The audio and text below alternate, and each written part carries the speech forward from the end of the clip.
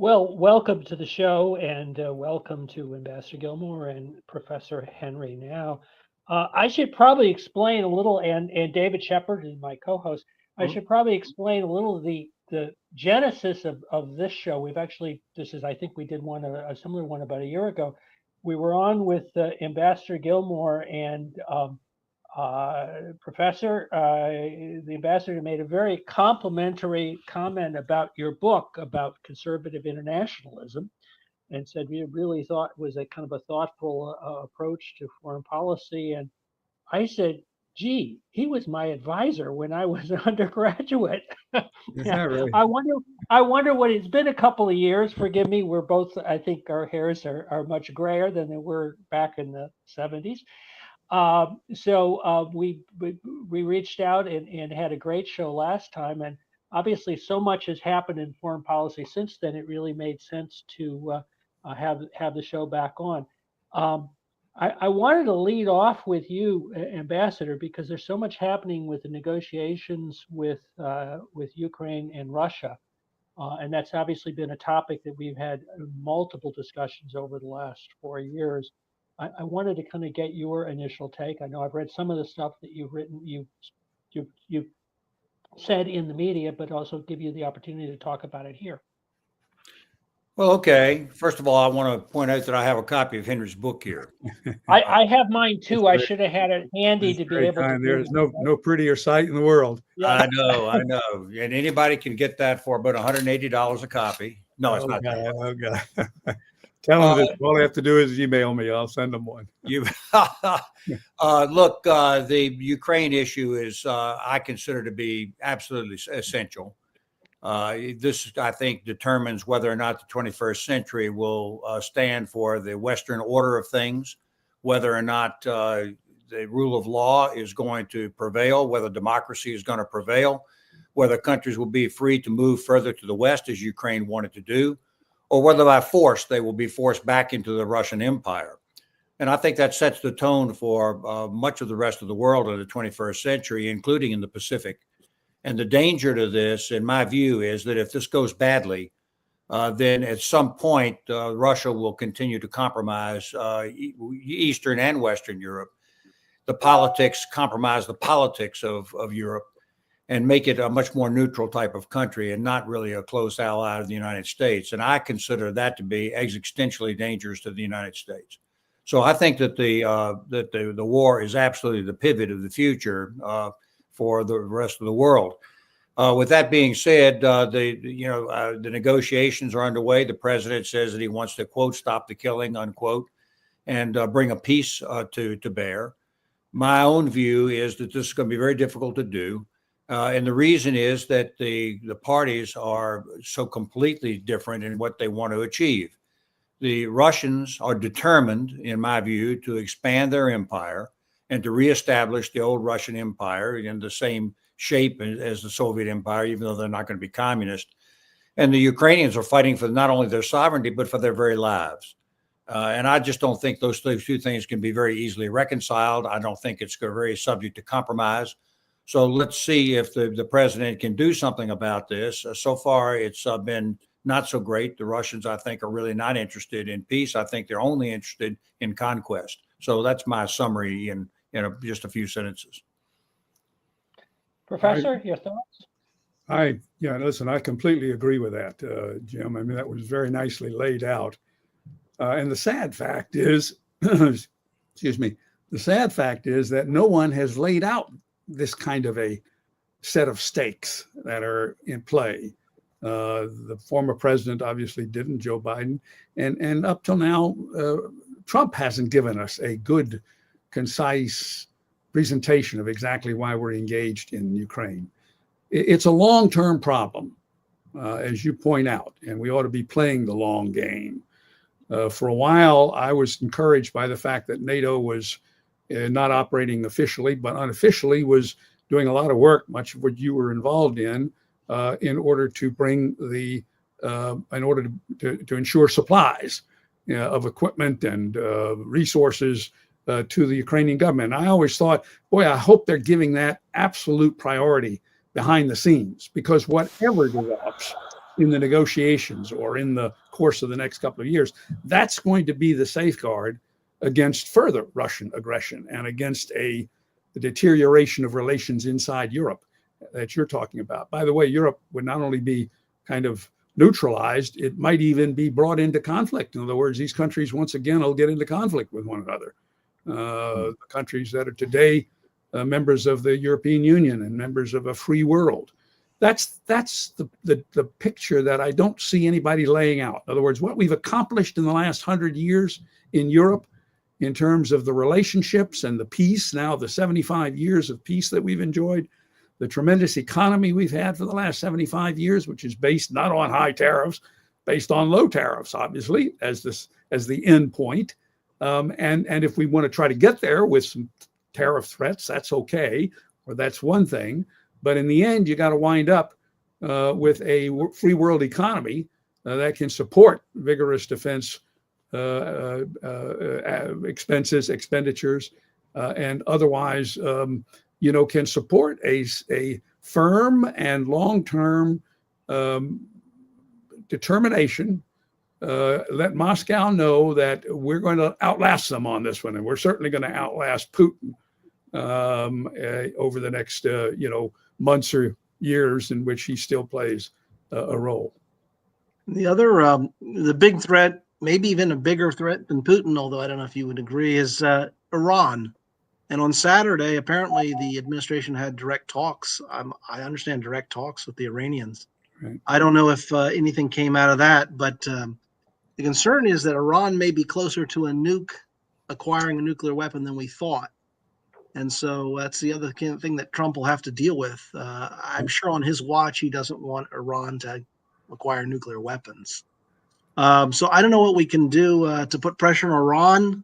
I guess so far it's been the maximum pressure campaign, which is sanctions and economic pressure on them.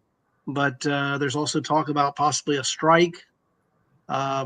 It seems hard to imagine that we could be negotiating with them while at the same time bombing them. So I don't know if you have any thoughts on Iran and what might happen there. I don't know if either one of you. Well, Iran has a mission in mind, which is to dominate, I think, the Middle East. That's why they're so engaged in both Lebanon with Hezbollah and Gaza with Hamas and Yemen with the Houthis and their strikes on maritime shipping. So they're clearly asserting themselves. But the one thing they've declared is that they don't want Israel to exist. They're very clear about that. And I guess I'll say, to my surprise, I think that both Israel and the United States have been quite specific about this. I think they've actually changed American foreign policy and Israeli foreign policy, and they have declared that if Iran is close to a bomb or is about to acquire a bomb, they will bomb them and try to destroy those facilities, which may or may not be possible. But I think that's another escalation of that conflict that is quite possible based on what we've seen so far. Yeah. One of the again, I agree with most of what you say, Jim. One of the problems is that we don't seem to, at this stage, have any priorities. We seem to be dealing with everything at once, and when you do that, you're really going to be subject to whatever happens. You're going to be responding rather than leading. And so I'm curious as to know whether Trump, in his thinking about these problems, has any sequence in mind, if he has some sense of the impact of focusing on one as opposed to the other. Now, the Middle East, interestingly enough, could become a way of dealing in part with the Chinese problem, because they have a very strong relationship. You'd have to, work to kind of complicate that relationship for them. The Iranians are weak at the moment. This isn't a bad time to sort of take the initiative, maybe with some kind of a bold, diplomatic move, backed up, of course, by credible threats, if in fact they don't come to the table. But I agree with Governor Gilmore that this is a very complicated problem. Of course, every day we're reading about what's going on in the Gaza Strip and and now elsewhere, the war against the Houthis.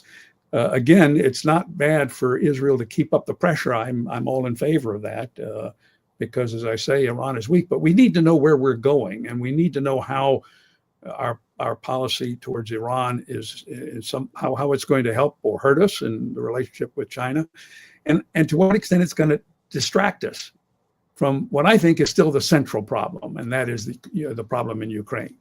And I say that simply because Europe's at stake. I mean, Europe has made so much progress in the last 125, 150 years. I don't want to lose that progress. I don't want to lose the reality that Europe is united and strong and economically healthy. Well, everybody's got their problems. I understand that. But we're in pretty good shape. And I don't want to see that rattled now and shaken by this conflict, and the longer this conflict goes on. Because countries are suffering. A country like Poland, I mean, for example, there's no doubt about it, they are really paying a price for this conflict, which is so close to their borders. They're also very engaged because it's so close to their border. But I mean, this recent strike in Sumy over the weekend, I think to myself, how can this be happening? How can this go on? So I can understand the urgency to stop it. But I worry about then what follows, how it stacks up against these other threats that we face. And, thus far, I think the administration has been doing an admirable job, certainly compared to the previous one. So I'm hopeful, and we have to just keep our eyes on it. I was interested in your comment about having more of a focus on foreign policy, and I was struck by the debate over the confirmation of Elbridge Colby, who has written, who is sort of proponent of a quote unquote realist perspective, but is very much focused on a little different, but very much focused on China. I think if he were going to list his priorities, it would be China, China, China, and everything else is secondary. And that triggered appropriately a whole discussion about what is the role of Iran, what is the role of Ukraine in our foreign policy, and what is our historic commitment to Europe mean in that kind of environment. I'll make it a jump ball because I'm not sure who wants to go take that first. But what are your thoughts about this sort of subtext to foreign policy that we should be focusing on China to a greater degree? Maybe I'll go first, then you can agree with me. Look, if it's a short term, if we're talking about the short term, I think it's appropriate to put a lot of focus on China because this kind of a deterrent relationship with China is relatively new compared to the deterrence policies that we've been, following for now decades in Europe. But if it becomes a long-term preoccupation and it pulls us away from Europe and the Middle East, I think it will be a mistake. So somehow that point needs to be made. We have to, take some initiatives now, and in order to get the resources from Congress and so on, we're going to have to give it priority.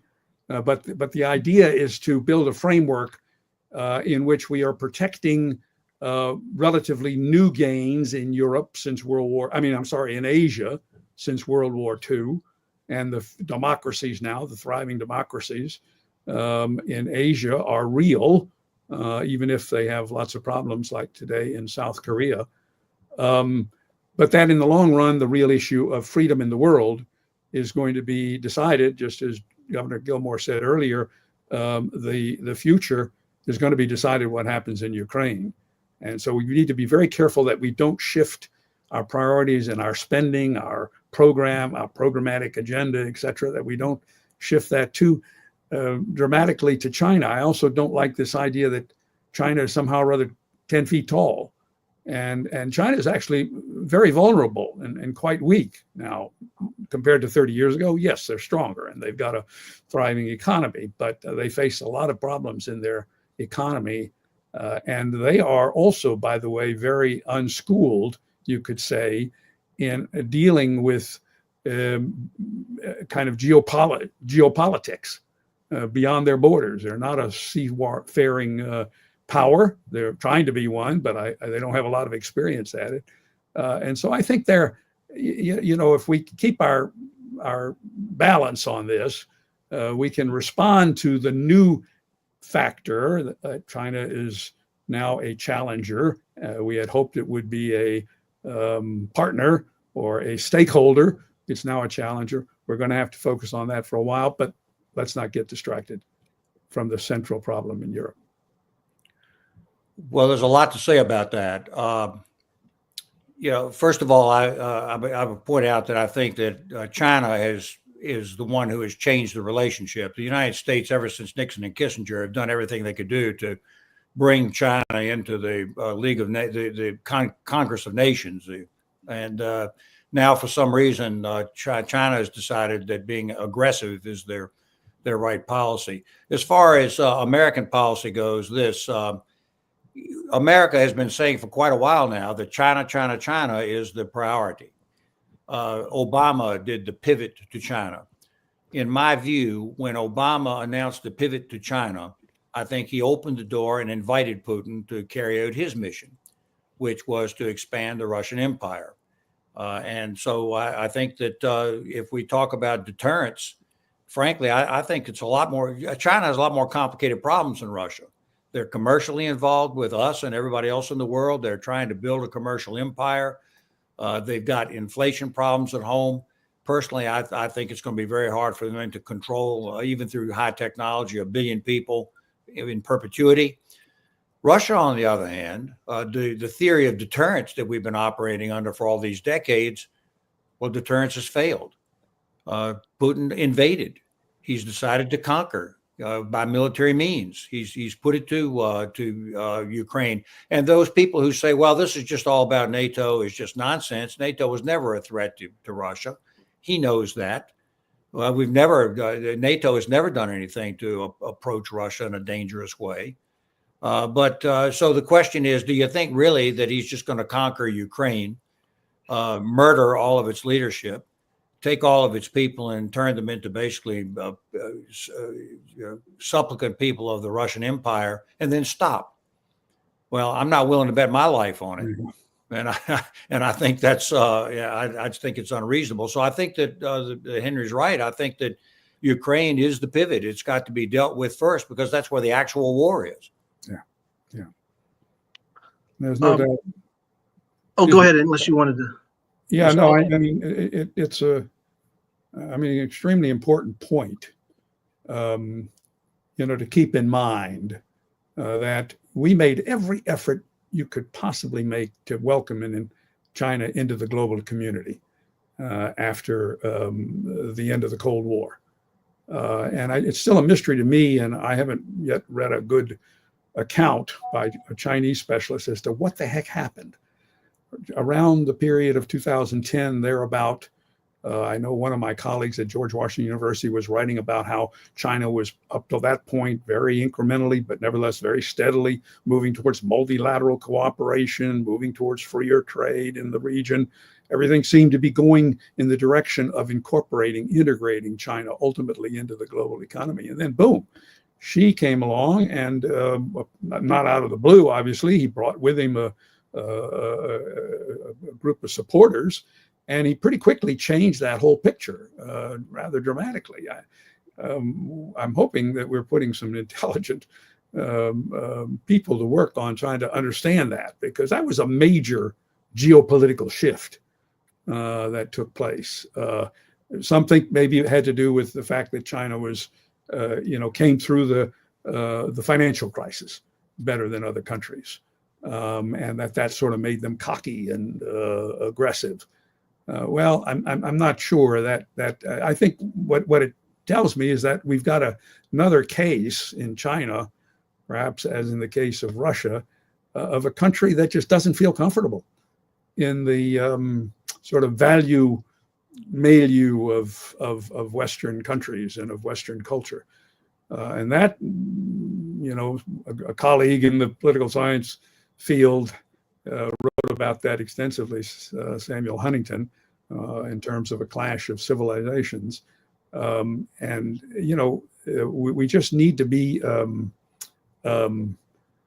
thoughtful, aware. We need much more awareness, I think, of the historical background and make the American people aware of them. I mean, it saddens me that we haven't had this kind of very clear and very comprehensive layout by the president of our aims, our purposes, our goals in the context of the conflict in Ukraine. I think that's so important. Ronald Reagan was a master at it, and it has an enormous impact on not just the immediate policymaking arena, but also Congress.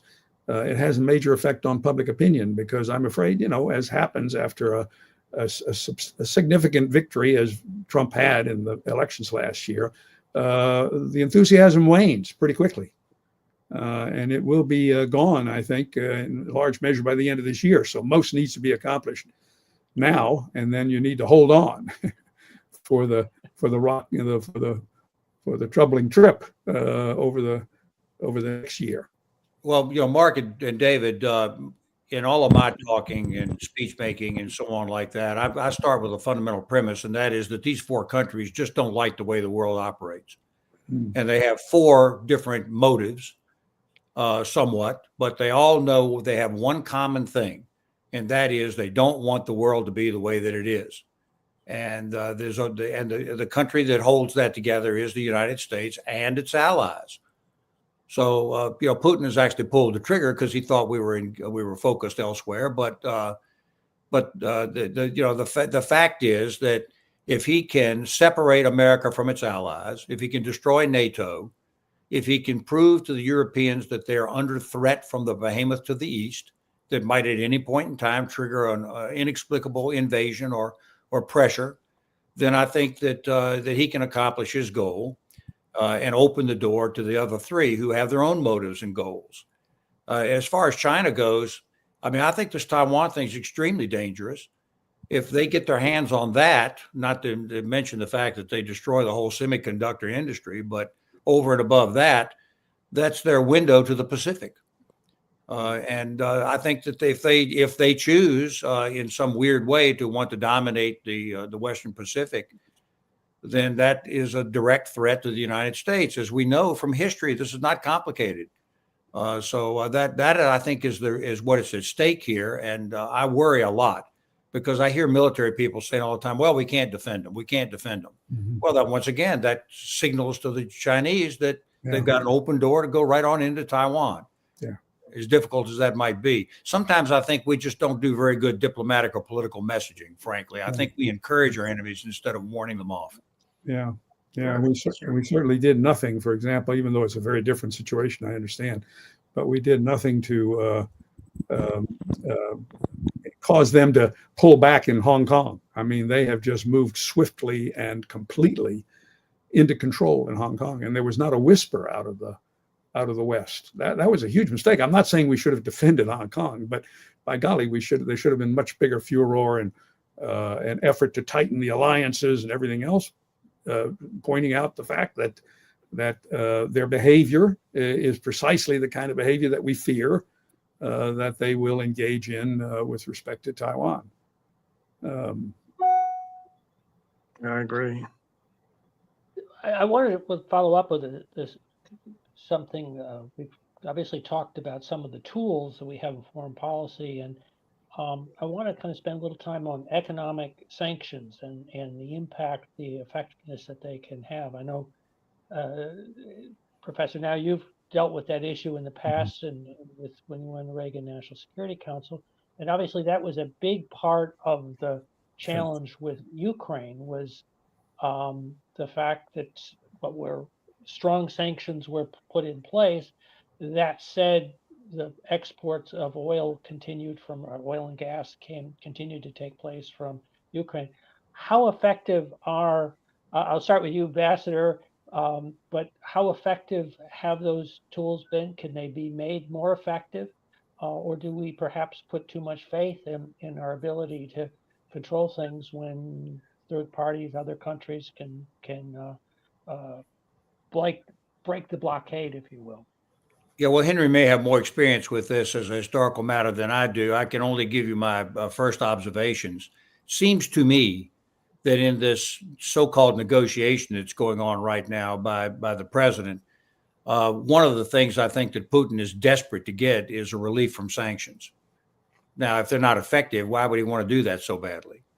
But by all reports, the sanctions are really hurting Russia a great deal. Their inflation is high. They're, I think, economically in pretty bad shape. Personally, I don't think Russia can sustain this war very much longer. In a way, the so-called negotiations would let the Russians off the hook a little bit. I think they would be desperate to get a deal. However, that doesn't mean they're going to show that card. What they're going to do is play the game and extract as much as they can out of the negotiation. And so far, they have not deviated in their ultimate objective, and I don't think they will. Their ultimate objective is the subjugation of Ukraine. The rest of it is noise.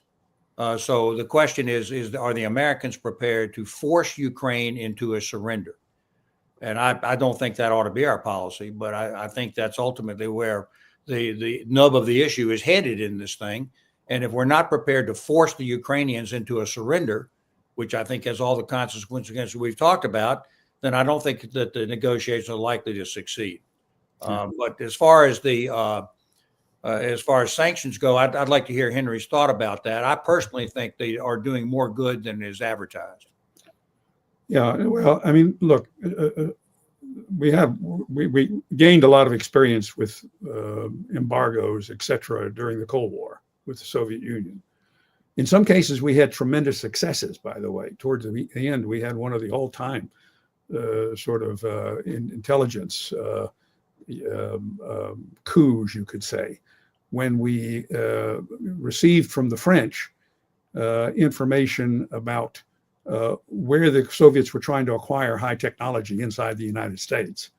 And we made the decision not to try to stop them, but to help them, but to spike the technology that they were seeking. And that resulted a couple of years later in a huge blast out in Siberia of an oil pipeline, gas pipeline, I guess it was, which, I mean, just was registered everywhere. People thought at first it was a nuclear explosion. So I think we ought to accelerate that effort, and now including China. And I'm hoping that out of this whole tariff business that we're observing at the moment, that out of that will come a much deeper decoupling of China from the global community. We are working with the allies, I understand, in order to get them to impose the same kind of blanket tariffs and blanket controls on Beijing. And that is, I think, the way to think about it. I'm glad to know they're thinking about it, because it does us no good to sanction, our industry in dealing with China if, in fact, China can just go to another country and continue to export to the United States. So if I don't know that we're going to know more in 90 days than we will in 9 months about these tariff negotiations, because they're hugely complex. But if it results in the fact that we either maintain or even lower tariffs among the free world countries and raise tariffs and other significant barriers to the to China on that side and its cohorts, its supporters, in the case of Russia and Iran and North Korea, I would see that as a very good outcome.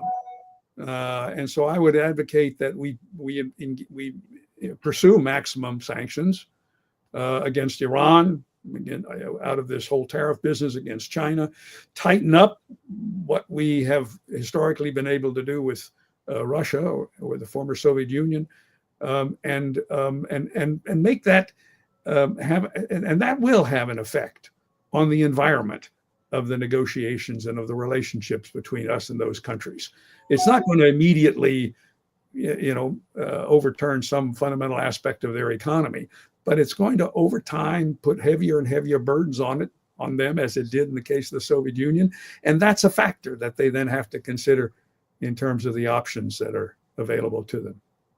I would, if I could add, I agree with Governor Gilmore in that it's got to be hurting Russia, because I read that Russia's economy is slightly bigger than Mexico's. And yet, if you add in the casualties, it's higher apparently than Afghanistan. We saw what happened in the Soviet Union and Afghanistan. So maybe, as the governor said, that Putin's not showing that card, but that he's got to be feeling some pain. Yeah. Now, to the extent that may be mitigated because he's got a dictatorship, and so he can just ignore the people for a while.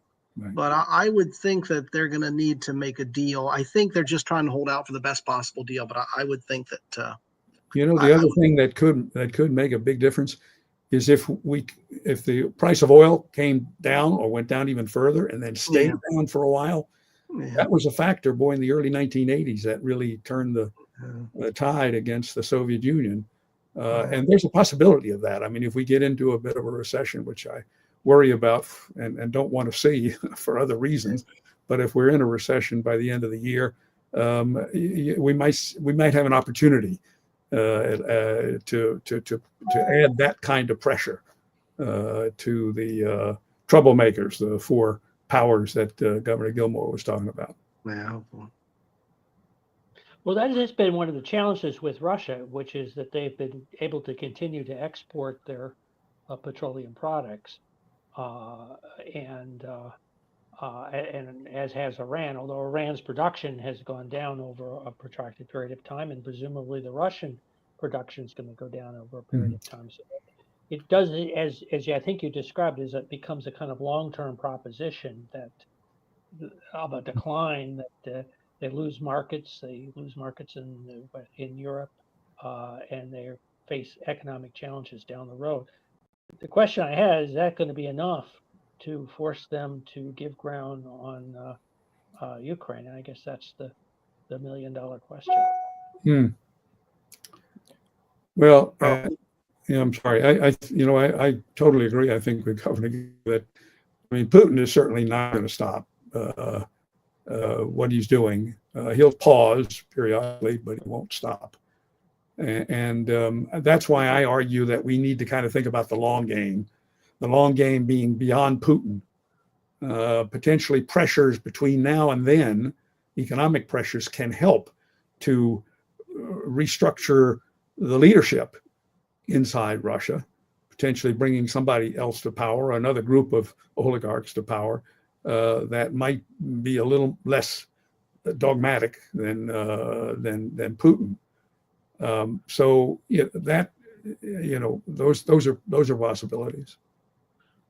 But just let me respond to that a little and see if get your response here to it, which is that it does seem that sometimes when we approach these economic sanctions, the assumption is that the states we're dealing with are sort of like democracies, are more susceptible to internal pressures, and we sometimes overestimate. I think right after the initial, not the 2014 invasion, but the more recent one, there was this expectation that somehow the oligarchs were going to turn on Putin and there was going to be some kind of regime change. And I think we have since seen it hit a pretty strong political hold, and that they were kind of ancillary to the whole political equation.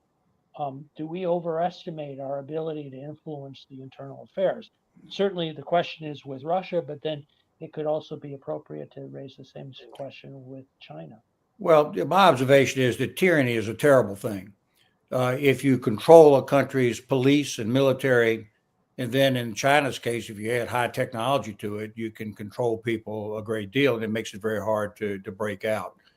But I don't personally believe that tyranny is on the rise. I've seen the reports. There are more countries now that are less democratic and all that. But I was a soldier during the Cold War assigned to West Germany, and I still remember the status during those days. And, we're really playing with the house's money right now. All those countries now are free. They're no longer behind an iron curtain. They don't want to be. I knew that not only from that experience, but my experience as ambassador. These Eastern European countries, they get the drill completely. They don't want to be any part of a Russian empire where the secret police knock on the door at night. They don't want that.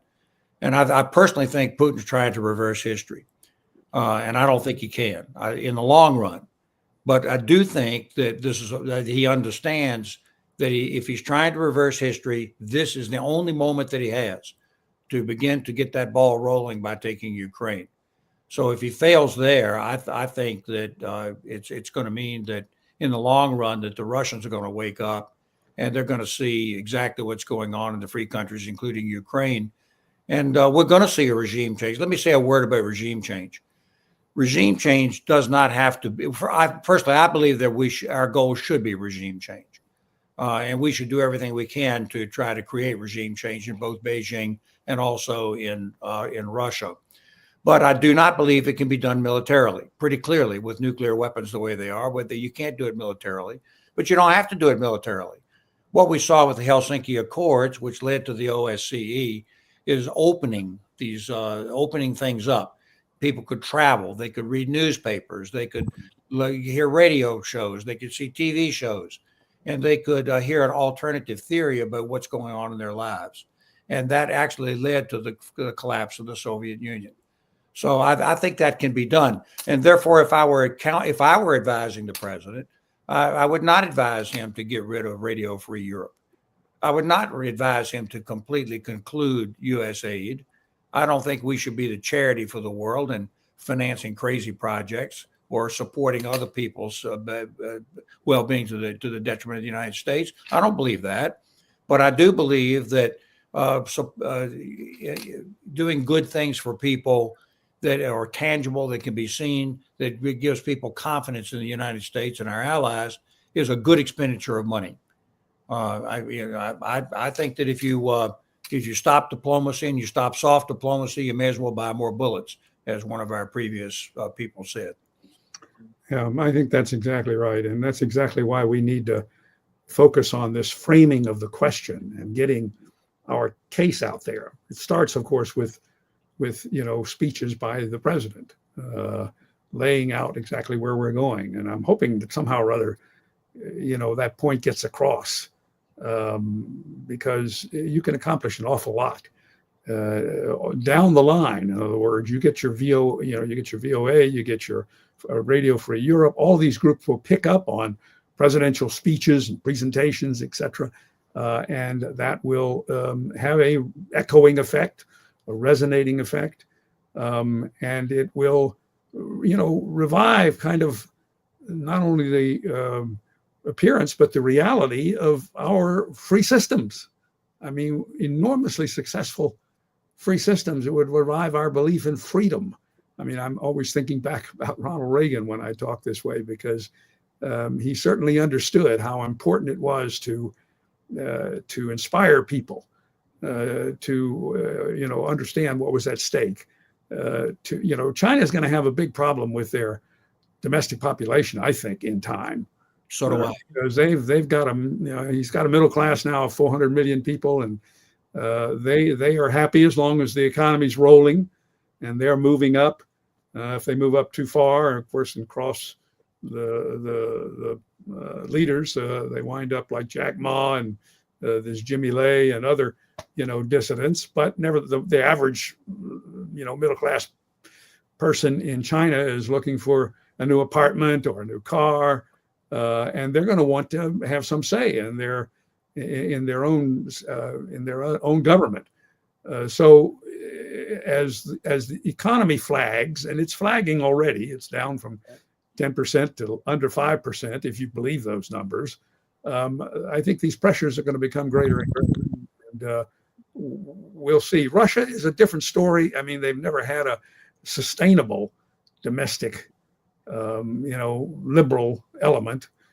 Sadly, I mean, it just pains me to recall what happened to Navalny and others who have challenged that regime at great cost to themselves and their families. But that story ought to be told. See, we should be telling that story through Voice of America and other outlets, and the president ought to be making at least 2-3 speeches. I know I'm hammering away at speeches, but so often when we talk about these problems, and especially with the American public, we don't frame them. We just take one at a time and work our way through them. We don't have a framework that lets people know, gosh, we're really serious about this. We've really got a good handle on this. And most importantly, we're determined to preserve this system that has accomplished so much, this free market, self-governing concept that 200 years ago was brand new and now has spread dramatically to vast regions of the world and needs to be constantly carried in our quest for a better world.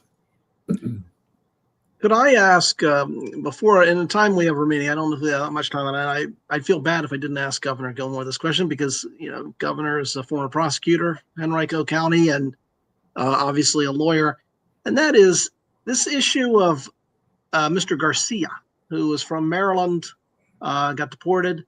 The thing about him is that he was not here legally. But this is an issue, his deportation is an issue both of the law and the Constitution and also potential foreign policy, because you're dealing with another country now and the argument that the president has to go tell a foreign leader, you got to bring someone back. But I wondered if Governor Gilmore had been following this case or has an opinion on this deportation and the brouhaha. Well, you're not going to put this in the newspapers, are you? Look, this is my thought. The argument that's being made right now is the guy was illegal. He was here illegally. I'm just not completely aware of the law that allows people to be picked up. The assertions being made that that people are entitled to due process. I thought there were legal cases that said that was true, that they're entitled to due process. And then, of course, the issues being put out there. Well, now it's in the hands of foreign policy, and that's untouchable by the courts. Well, I don't think any of that's true. I think that I've been around the courts all my life. I've been an attorney general. I've been a prosecutor. I've been a defense lawyer. You have to obey the law, and you have to obey the courts. John Marshall set that up in Marbury versus Madison, right, back in the very first case. That the courts have to make that decision, and when they make the decision, it has to be respected. I think that is really the underlying issue here that's at work. Does the executive branch get to do whatever it wants to do by calling people terrorists and then throwing it into the foreign policy side? Even in the foreign policy side, in my view, the executive branch has to obey the law and the Constitution. So I think that's the real issue that's being played out right now. I think the president could get the guy back as a matter of diplomacy. I think that would be the case. But and I think the courts are basically about ready to hold the executive branch in contempt, and I wouldn't be surprised. It's just an interesting case. I was trying to think of another case like it, and I don't know of one where, you have the foreign policy aspect of it as well, and a president talking to another foreign head of state. I just thought it was a unique case. That's all. I mean, the one thing I don't understand. Go ahead. No, I was just saying the one thing I don't understand is exactly what the courts have said in the past about a non-citizen who is caught up in this kind of a situation. In other words, I don't know whether does the Constitution actually oblige us to respect due process for anyone, citizen or non-citizen. I'm not, I don't know now. In this case, I suppose you could look for, beyond that to whether or not there have been guilty charges that were substantiated. Well, that if there had been, then that's due process. Seems to me you could clearly remove them on that basis. In this case, apparently they don't have that kind of evidence, and so there is this question. But without the evidence, are we obligated to give due process to non-citizens? I mean, I'd like to be able to do that, but I'm just wondering, is that another one of these, policies by which we wind up with people streaming across our border because nobody would ever be that generous in any other country. Well, two different issues, David. Two issues. Okay, yeah. The one issue is, do we want people streaming across the border? Do we want MS-13 murdering each other and everybody else with gang culture? And the answer is, of course, we don't. No American wants that, including me and Henry. Everybody else, we don't want that. So we do want these people out of the country. I think I can answer the question on due process. The answer is yes. I think the courts have already spoken on that. So that's the other issue. The other issue is, is there a challenge here to the legal system and to the courts that creates a constitutional challenge? So there are two different things that are going on. Yeah. Okay, that's my view. I want to say something before the time runs out. I'm a big fan of Henry now, and I want to explain why really quickly if I can. I'm not going to start to give some foreign policy lecture, but a couple of years ago, I looked at the various ways that we look at foreign policy, and I started with Kissinger and Nixon, and they were very realist. They didn't really seem to think that, morality or values mattered all that much. And then, of course, you had a whole bunch of people, mostly on the Democrat side, that think that we should basically surrender our sovereignty to international organizations and have some world order. And I didn't think any of that was right. So I went searching for something else, and I found Henry's book, and he has a whole different theory behind the way that we're supposed to conduct foreign policy. And I think that I agree, with a few exceptions, I agree with him. So I think people ought to think curiously about the way that we are supposed to conduct foreign policy. And Henry, I think, believes that we protect ourselves, but we also do it in a way that protects our values and extends our values. And frankly, that begins to hit all the buttons that I was looking for. Yeah. Well, thank you. Thank you very much, Jim. I appreciate that. We have run out of time, and that was actually one of the areas I wanted to do it. I know, Professor, you're working on following up on that book with research on the Reagan administration. We had a little chance to talk about that offline, and so we hope to have you back, and you could share more of your findings as you've gotten deeper into the archives from Reagan, who, as you describe in the book, was a practitioner of that conservative internationalism. Exactly. Yeah. Thank you very much, Thank Dave, you. Professor Now, Ambassador Gilmore. It's been a great show. Thank you. Thank you.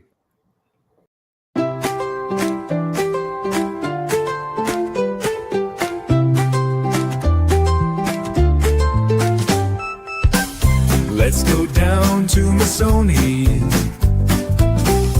where Italian cuisine shines. Let's go down to Missoni.